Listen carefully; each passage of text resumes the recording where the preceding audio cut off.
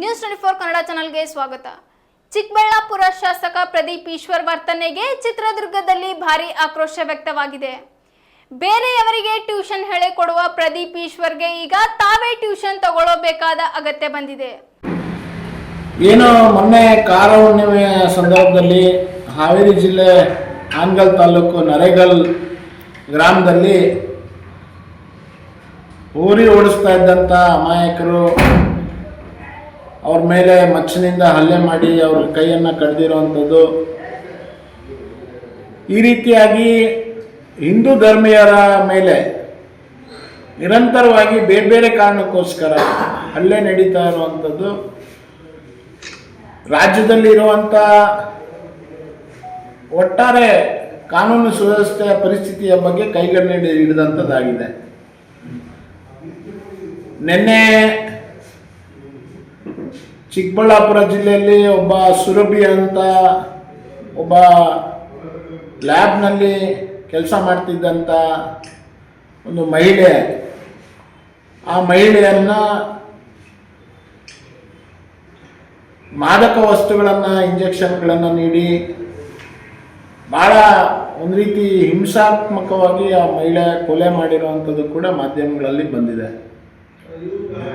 ಆ ಮಾಡಿರುವಂಥ ವ್ಯಕ್ತಿ ಅದರಲ್ಲಿ ಯಾರು ಆರೋಪಿ ಅಂತ ಬಂಧನ ಮಾಡಿದ್ದಾರೆ, ಆ ವ್ಯಕ್ತಿಯ ಹಿನ್ನೆಲೆಯನ್ನೆಲ್ಲ ನೋಡಿದಾಗ ಆ ವ್ಯಕ್ತಿ ಕೇರಳದಲ್ಲಿ ಆಗಲೇ ಮದುವೆಯಾಗಿ ಸಂಸಾರ ಮಾಡ್ತಾ ಇದ್ದಂಥವನು, ಬೆಂಗಳೂರಿನಲ್ಲಿ ಯಾವುದೋ ಟ್ಯಾಕ್ಸಿಯನ್ನು ಓಡಿಸ್ತಾ ಇದ್ದಂಥ ವ್ಯಕ್ತಿ ಈ ಥರ ಒಂದು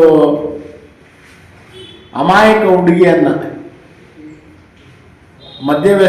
ಮಾದಕ ದ್ರವ್ಯಗಳ ವ್ಯಸನಿಯನ್ನಾಗಿ ಮಾಡಿ ಕೊನೆಗೆ ಆ ಮಹಿಳೆಯ ತಾಯಿಯನ್ನು ಕೂಡ, ಯುವತಿಯ ತಾಯಿಯನ್ನು ಕೂಡ ಕೊಲೆ ಮಾಡಬೇಕು ಅನ್ನುವಂಥದ್ದು ಉದ್ದೇಶಗಳಿತ್ತು ಅನ್ನುವಂಥದ್ದು ಕೂಡ ನಿನ್ನೆ ಇವತ್ತು ಬಂದಿರೋವಂಥದ್ದು.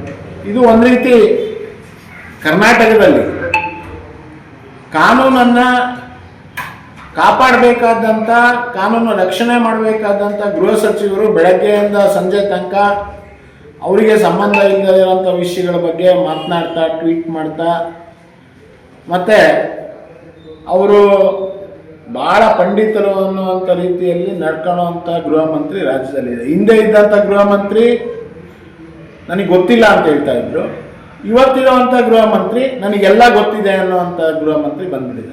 ಇದು ಕರ್ನಾಟಕದ ದೌರ್ಭಾಗ್ಯ. ಒಂದು ಕಡೆ ನರೇಗಲ್ ಅನ್ನುವಂಥ ಘಟನೆಗಳು, ಇನ್ನೊಂದು ಕಡೆ ಲವ್ ಜಿಹಾದಿನ ಘಟನೆಗಳು. ಈ ಥರ ಎಲ್ಲಿ ಕಾನೂನನ್ನು ಕಾಪಾಡಬೇಕಾಗಿರುವಂಥ ಜವಾಬ್ದಾರಿಯುತ ಸರ್ಕಾರ ಇತ್ತು, ಆ ಸರ್ಕಾರ ಸಂಪೂರ್ಣವಾಗಿ ಎಲ್ಲವನ್ನು ಬಿಟ್ಟು ಇವತ್ತು ನ್ಯಾಯಕ್ಕೋಸ್ಕರ, ಸುರಕ್ಷತೆಗೋಸ್ಕರ ಜನ ಪರಿತಪಿಸುವಂಥ, ಪರದಾಡುವಂಥ ಪರಿಸ್ಥಿತಿ ರಾಜ್ಯದಲ್ಲಿ ನಿರ್ಮಾಣ ಆಗಿದೆ. ಇದಕ್ಕೆ ಮುಖ್ಯಮಂತ್ರಿಗಳು ನೇರ ಜವಾಬ್ದಾರಿಯನ್ನು ಹೊತ್ತು ಯಾರು ಈ ಥರ ಕಾನೂನನ್ನು ಕೈಗೆತ್ಕೊಳ್ತವ್ರು ಅಂತ ಪುಂಡ್ರಿದ್ದಾರೆ, ಕಿಡಿಗೇಡಿಗಳಿದ್ದಾರೆ, ಮತ್ತು ವಿಶೇಷವಾಗಿ ಈ ಥರದ ಸುವ್ಯವಸ್ಥೆಗೆ ಧಕ್ಕೆ ತರುವಂಥ ಜನರಿದ್ದಾರೆ, ಇವ್ರ ಮೇಲೆ ಕ್ರಮ ಜರುಗಿಸಬೇಕು ಅಂತ ನಾನು ಆಗ್ರಹಿಸ್ತೇನೆ. ಮತ್ತು ಈ ನರೇಗಲ್ ಘಟನೆಯಲ್ಲಿ ಕೇವಲ ಬಂಧ ಮಾಡೋವಂಥದ್ದಲ್ಲ, ಮುಂದೆ ಈ ರೀತಿಯ ಯಾರು ಮಚ್ಚನ್ನು ಕೈಯಲ್ಲಿ ಹಿಡಿತಾರೋ ಅಂಥವ್ರನ್ನ ನೀವು ಇವತ್ತೇ ಗುರುತಿಸಿ ಅವ್ರನ್ನ ನೀವು ತಾಬದಿಗೆ ತರೋಂಥ ಕೆಲಸ ಮುಖ್ಯಮಂತ್ರಿಗಳು ಮಾಡಬೇಕು ಅಂತ ನಾನು ಅಲ್ಲಿ ಆಗ್ರಹ ಮಾಡಿ. ಪ್ರದೀಪ್ ಈಶ್ವರು ಅದೇನೋ ಹೇಳ್ತಾರಲ್ಲ, ಸುಮ್ಮನೆ ಯಾರೇ ಚೇಳು ಬಿಟ್ಕೊಳ್ಳೋದು ಅಂತೇಳಿ, ಆ ವ್ಯಕ್ತಿ ತನ್ನ ಕ್ಷೇತ್ರದಲ್ಲಿ ನಡೆಯುವಂಥ ಕಾರ್ಯಕ್ರಮದಲ್ಲಿ ಬಂದು ಅವರೇನೋ ಮಾತಾಡಿದ್ದಾರೆ ಕುಮಾರಸ್ವಾಮಿ ಬಗ್ಗೆ ಅಂತೇಳಿ, ಸಹಜವಾಗಿ ಯಾವುದೇ ಪಕ್ಷದ ನಾಯಕರ ಬಗ್ಗೆ ಮಾತನಾಡಿದ್ರೆ ಆ ಪಕ್ಷದ ಕಾರ್ಯಕರ್ತರು ಪ್ರತಿಭಟನೆ ಮಾಡುವಂಥದ್ದು, ಧಿಕ್ಕಾರಕ್ಕೆ ಹೋಗುವಂಥದ್ದು ಇದೇನು ಮೊದಲನೇ ಪ್ರದೀಪ್ ಈಶ್ವರ್ ಕ್ಷೇತ್ರದಲ್ಲಿ ಅಷ್ಟೇ ನಡೆದಿಲ್ಲ. ರಾಜ್ಯದ ಎಲ್ಲ ಕಡೆಗಳಲ್ಲಿ ಈ ಥರ ಏನಾರ ಅವ್ರ ಪಕ್ಷದ ನಾಯಕರ ಬಗ್ಗೆ ಮಾತನಾಡಿದಾಗ ಅದನ್ನು ಖಂಡಿಸುವಂಥದ್ದು, ಧಿಕ್ಕಾರ ಹೇಳುವಂಥದ್ದು, ಕೂಗಾಡುವಂಥದ್ದು ಸಹಜವಾಗಿ ರಾಜಕೀಯ ಪಕ್ಷದಲ್ಲಿ ನಡೆಯುತ್ತೆ. ಇವರೊಬ್ಬ ಶಾಸಕರಾಗಿ ಜವಾಬ್ದಾರಿಯುತ ಸ್ಥಾನದಲ್ಲಿರುವಂಥ ವ್ಯಕ್ತಿ ಧಿಕ್ಕಾರ ಕೂಗದಂಥವರು ಸಂದರ್ಭದಲ್ಲಿ ಸಂಯಮದಿಂದ ವರ್ತನೆ ಮಾಡಬೇಕು. ಪ್ರಜಾಪ್ರಭುತ್ವದಲ್ಲಿ ನಾವೆಲ್ಲ ಇರುವಂಥದ್ದು ಚುನಾಯಿತ ಪ್ರತಿನಿಧಿಗಳಾಗಿ ಜೈಕಾರನೂ ಕೇಳಬೇಕು, ಜೈಕಾರ ಕೇಳಷ್ಟೇ ಒಂದು ಸಂಯಮದಿಂದ ಧಿಕ್ಕಾರ ಆಗಿದಾಗ ಧಿಕ್ಕಾರನೂ ಕೇಳೋವಂಥ ಮನಸ್ಥಿತಿ ಇರಬೇಕು. ಅದು ಬಿಟ್ಬಿಟ್ಟು ಅಲ್ಲಿ ಮೀಸೆ ತಿರುವಿ ತೋಳು ತಟ್ಟಿ ಮತ್ತು ನಾನು ಕುಮಾರಸ್ವಾಮಿ ಅವರೇ ಬಂದಿಲ್ಲಿ ನಿಂತ್ಕೊಂಡು ಮಾತಾಡಲಿ, ಇವ್ರ ಹತ್ರ ಯಾರ ಹತ್ರ ಮಾತಾಡುವಂಥ ಕೇಳೋಂಥ ಅವಶ್ಯಕತೆ ಇಲ್ಲ ಅನ್ನೋಂಥ ಒಳ್ಳೆ ಇದು ಹೆಂಗೆ ಅಂತಂದರೆ, ಈ ಸಿನಿಮಾಗಳಲ್ಲಿ ತೋರಿಸೋಂಥ ರೀತಿಯಲ್ಲಿ ಇದೆಲ್ಲವೂ ಕೂಡ ಹಿಂದೆ ಬರೀ ಸಿನಿಮಾದಲ್ಲಿ ಈ ಥರದಲ್ಲಿ ನಾವು ನೋಡ್ತಾ ಇದ್ವಿ. ಶಾಸಕರಾದಂಥವ್ರು ಅಥವಾ ಚುನಾಯಿತ ಸ್ಥಾನದಲ್ಲಿರೋಂಥವ್ರು ಈ ಥರ ಮಾಡೋ ಅಂಥದ್ದನ್ನು.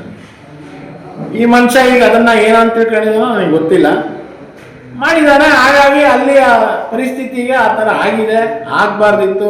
ಶಾಸಕ ಅನ್ನುವಂಥವ್ರು ಯಾವುದೇ ಪಕ್ಷದಿಂದ ಗೆದ್ದಿದ್ರು ಕೂಡ ಆ ಶಾಸಕನಿಗೆ ತಂದೆ ಆದಂಥ ಗೌರವ ಸ್ಥಾನಮಾನಗಳಿರುತ್ತೆ. ಅಲ್ಲಿ ನಡೆದಿರೋವಂಥದ್ದು ಕೂಡ ಆತನ ಮೇಲೆ ಏನೋ ಇದನ್ನು ಮಾಡಿರೋವಂಥದ್ದು ಕೂಡ ಅಚಾತುರ್ಯ ನಡೆದಿದೆ.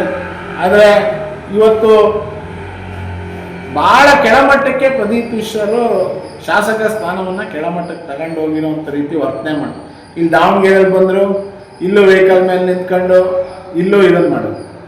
ಅಲ್ಲಿ ಚಿಕ್ಕಬಳ್ಳಾಪುರ ಸ್ವಂತ ಕ್ಷೇತ್ರದಲ್ಲಿ ವೆಹಿಕಲ್ ಮೇಲೆ ನಿಲ್ಲುವಂಥದ್ದು, ಕೈ ತಟ್ಟುವಂಥದ್ದು, ಇದು ನನಗನ್ಸುತ್ತೆ ನಮ್ಮ ರಾಜ್ಯದಲ್ಲಿ 224 ಜನ ಶಾಸಕರ ಪೈಕಿ ಈ ಥರ ಯಾವ ಶಾಸಕರು ನಡ್ಕೊಂತ ಇಲ್ಲ. ಪ್ರದೀಪ್ ಈಶ್ವರ್ ಬೇರೆಯವರಿಗೆ ಟ್ಯೂಷನ್ ಕೊಡುವಂಥ ಹಿನ್ನೆಲೆಯಿಂದ ಬಂದಿರೋರು ಅಂತ ನಾನು ನೋಡಿದ್ದೇನೆ. ಅದು ಬಹುಶಃ ಅವರಿಗೆ ಒಂದು ಟ್ಯೂಷನ್ ಬೇಕಾಗಿದೆ ಅಂತ ನನಗೆ ಅನಿಸುತ್ತೆ. ನಾನು ಸಿದ್ದರಾಮಯ್ಯನವರಲ್ಲಿ, ಡಿ ಕೆ ಶಿವಕುಮಾರಲ್ಲಿ ಕೇಳ್ಕೊತೀನಿ, ನೀವು ವಿಧಾನಸೌಧಕ್ಕೆ ಯಾರನ್ನು ಕರ್ಕೊಂಬರ್ತೀರಾ, ಅವರು ಕರ್ಕೊಂಬಂದಿರೋ ಅಂಥವರಲ್ಲಿ ಈ ಥರದ ಮುಂಚೆನೇ ಒಂದು ಸ್ವಲ್ಪ ಅವರಿಗೆ ಟ್ಯೂಷನ್ ಸರಿಯಾಗಿ ಕೊಡ್ರಿ.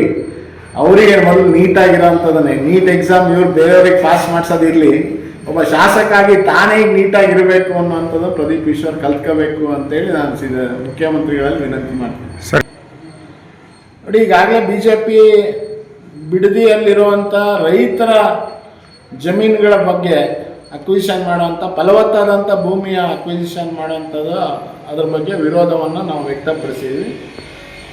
ಅಲ್ಲಿ ಇವತ್ತು ಯಾಕೆ ವಿಶೇಷ ಗಮನ ಬಿಡದಿ ಬಗ್ಗೆ ಇದೆ ಅಂತ ನಮಗೆ ಗೊತ್ತಿಲ್ಲ. ಟೌನ್ಶಿಪ್ ಬಿಡದಿಯಲ್ಲೇ ಆಗಬೇಕು, ಅದೇ ಭೂಮಿಯನ್ನೇ ತಗೊಂಡು ಮಾಡಬೇಕು, ಈ ಥರದ್ದು ಯಾಕೆ ಮಾಡ್ತಾರೆ? ಹಿಂದೆ ಸಿದ್ದರಾಮಯ್ಯನವ್ರು ಮುಖ್ಯಮಂತ್ರಿ ಇದ್ದಾಗ ದೇವನಹಳ್ಳಿಲಿ ಅದೇ ಥರ ಮಾಡೋಕ್ಕೆ ಹೋಗಿದ್ರು. ಕೊನೆಗೆ ದೇವನಹಳ್ಳಿಲಿ ಹೋರಾಟಗಳೆಲ್ಲ ಆಯಿತು, ಕೈ ಬಿಟ್ಟರು. ಇವತ್ತು ಡಿ ಕೆ ಶಿವಕುಮಾರ್ ಅವರು ಬಿಡದಿ ಕಡೆಗೆ ಕಣ್ಣನ್ನು ಹಾಕಿರುವಂಥದ್ದು. ಈಗ ರೈತರು ಮನಸ್ಪೂರ್ವಕವಾಗಿ ಒಪ್ಪಿಕೊಟ್ರೆ ಮಾಡ್ರಿ, ನೀವು ಕೊಡ್ತಾರೆ ರೈತರು ಅಂತ ಅವರಿಂದ ಮುಚ್ಚಳಿಕೆ ಬರೆಸ್ಕೊಂಡು 80%ಗಿಂತ ಹೆಚ್ಚು ಜನ ರೈತರು ಕೊಟ್ಟಿದ್ದಾರೆ ಅನ್ನೋಂಥದ್ದು ಏನಾದ್ರು ಇದ್ದರೆ ಅದಕ್ಕೆ ಯಾವ ವಿರೋಧನೂ ಇರೋದಿಲ್ಲ. ಆದರೆ ನೀವು ಅಲ್ಲಿರುವಂಥ ಸರ್ಕಾರಿ ಭೂಮಿಯನ್ನು ಗಮನದಲ್ಲಿ ಇಟ್ಕೊಂಡು ಅದ್ರ ಸುತ್ತಮುತ್ತಲು ಇರುವಂಥ ರೈತರನ್ನ ಒಕ್ಲೆಪ್ಸಿ ಅವ್ರ ಭೂಮಿಯನ್ನು ವಾಪಸ್ ವಶಪಡಿಸ್ಕೊಳ್ಳೋಂಥದಕ್ಕೆ ಏನು ಮುಂದಾಗಿದ್ದೀರಾ, ಇದರಿಂದ ದುರುದ್ದೇಶ ಇದೆ. ಆ ದುರುದ್ದೇಶವನ್ನು ತಡಿಬೇಕು ಅಂತಲೇ ಇವತ್ತು BJP ಮತ್ತು JDS ಎರಡೂ ಕೂಡ ಪ್ರಯತ್ನ ಮಾಡ್ತಾ ಇದೆ. ಮುಖ್ಯಮಂತ್ರಿಗಳು ಇದನ್ನು ಕೈಬಿಟ್ಟು ನಿಮ್ಮ ಕನಸೇನಿದೆ ಬೆಂಗಳೂರನ್ನ ಬೆಳೆಸಬೇಕು ಅಂತ, ಆ ಕನಸಿಗೆ ಎಲ್ಲರನ್ನೂ ಒಟ್ಟಿಗೆ ತಗೊಂಡೋಗುವಂಥ ಪ್ರಯತ್ನವನ್ನು ಮಾಡಿದ್ರೆ ಮಾತ್ರ ನೀವು ಯಶಸ್ವಿ ಆಗ್ತೀರ. ನೀವು ಹಠಮಾರಿ ಧೋರಣೆಯಿಂದ ಡಿಕ್ಟೇಟರ್ಶಿಪ್ ಮಾಡೋಂಥದ್ರಿಂದ ಇವತ್ತು ಯಾರು ಕೂಡ ಕರ್ನಾಟಕದಲ್ಲಿ ನಿಮ್ಮ ಧೋರಣೆಗೆ ಬಗ್ಗುವಂಥ ರೈತರು ಯಾರೂ ಇಲ್ಲ. ಅದನ್ನು ಕೈ ಬಿಡಬೇಕು ಅಂತ ನಾನು BJP ರಾಜ್ಯಾಧ್ಯಕ್ಷರು ಬದಲಾವಣೆ ವಿಷಯ ಮಾಧ್ಯಮಗಳಲ್ಲಿ ಬರ್ತಾ ಇದೆ ಹೊರತು ರಾಜ್ಯದ ನಮ್ಮ ರಾಷ್ಟ್ರೀಯ ನಾಯಕರಾಗಲಿ ಅಥವಾ ನಮ್ಮ ಕರ್ನಾಟಕದ ಗಮನ ಮಾಡ್ತಾ ಇರೋಂಥ ಪ್ರಮುಖರಾಗಲಿ ಅದ್ರ ಬಗ್ಗೆ ಯಾವುದೇ ಅಧಿಕೃತ ಹೇಳಿಕೆಗಳನ್ನು ಯಾವುದೂ ಕೂಡ ಕೊಟ್ಟಿಲ್ಲ. ಅಂಥ ಸಂದರ್ಭ ಬಂದಾಗ ಕೇಂದ್ರದ ನಾಯಕತ್ವ ಇದೆ, ನಮ್ಮ ವರಿಷ್ಠರಿದ್ದಾರೆ, ನಮ್ಮ ರಾಷ್ಟ್ರೀಯ ಅಧ್ಯಕ್ಷರು ಮತ್ತು ಇದ್ರ ಬಗ್ಗೆ ನಿರ್ಣಯ ಮಾಡುವಂಥ ಎಲ್ಲ ನಮ್ಮ ರಾಷ್ಟ್ರೀಯ ಸೇರಿ ಒಟ್ಟಿಗೆ ಚರ್ಚೆ ಮಾಡಿ ಅದರ ತೀರ್ಮಾನವನ್ನು ಮಾಡ್ತಾರೆ. ಆ ವಿಷಯ ಅಧಿಕೃತವಾಗಿ ಬರೋ ತನಕ ನಾನೇನು ಅದ್ರ ಬಗ್ಗೆ ಹೇಳಿಕೆಯನ್ನು ಕೊಡೋದಕ್ಕೆ ಸಿದ್ಧ ಇಲ್ಲ.